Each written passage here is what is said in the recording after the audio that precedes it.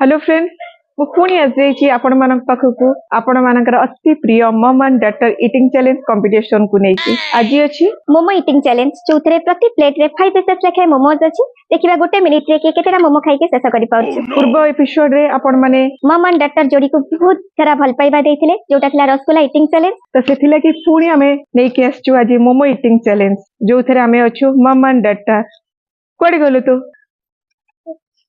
तो गाइस आप लोगों का काम है ना हम कमेंट करके जानेंगे हमारी जोड़ी केमती लगे।